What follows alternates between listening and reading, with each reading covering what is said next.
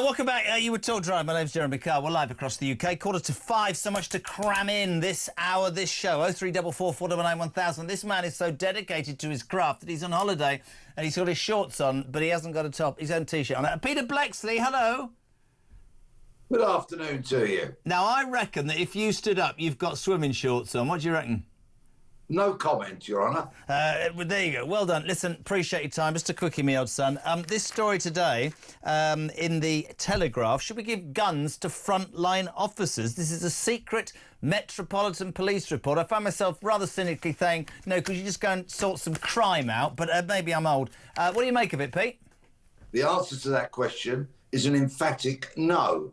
There is no need for it. Whilst the streets are blighted by rampant crime, fortunately, it's not criminals always carrying guns. Secondly, frontline police officers themselves do not want to carry guns. What they all should have is a taser, most definitely, and they should have better safety training. It's interesting. They shouldn't be afraid of their own shadows.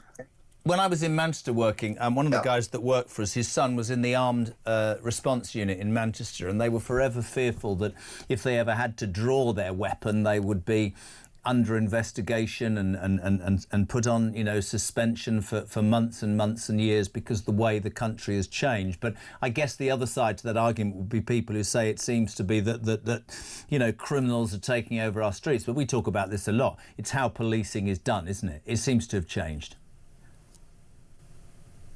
Yes, it is. Phone snatchers do not need shooting. No. Shoplifters do not need shooting. Armed robbers sometimes do.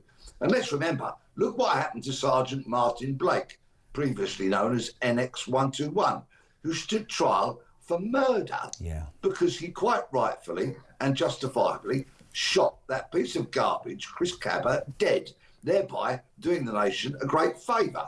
This huge credit to the Telegraph for laying their hands on the report. It makes me wonder who wrote this, how out of touch with the organisation they work for could they possibly be. It's astonishing.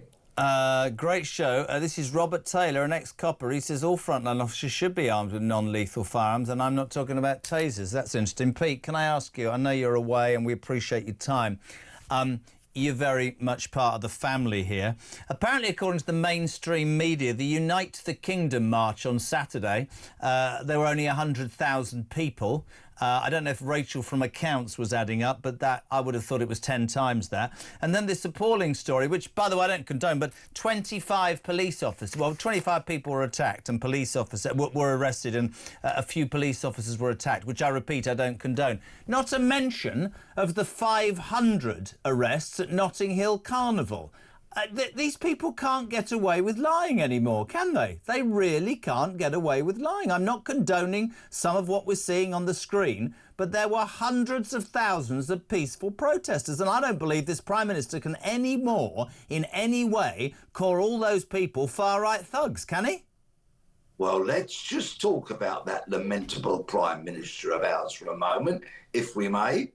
Firstly, if you assault a police officer, you're an idiot. Get out of my... Oh, is he gone? Oh, it's frozen. Oh, mate. Just try him back one more time. 0344 499 1000. Jezza. We got him back. Let's go back live. I'm not telling you where. Pete, you back?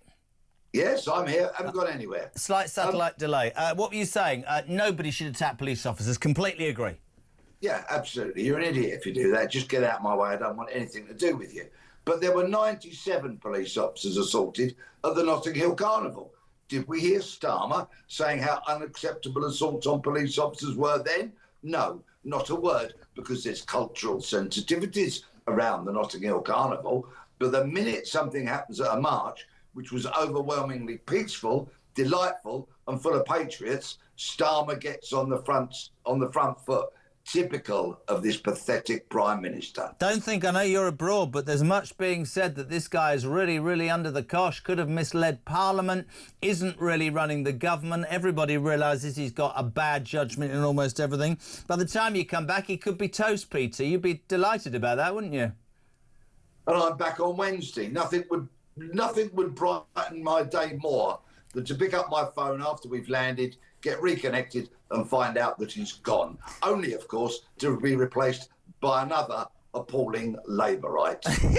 Listen, enjoy wherever you are with the delightful Mrs. B. We appreciate your time. Sorry to disturb you. The legend that is Peter Bleksley, former Met Police detective. 10 to 5. We're live across the UK.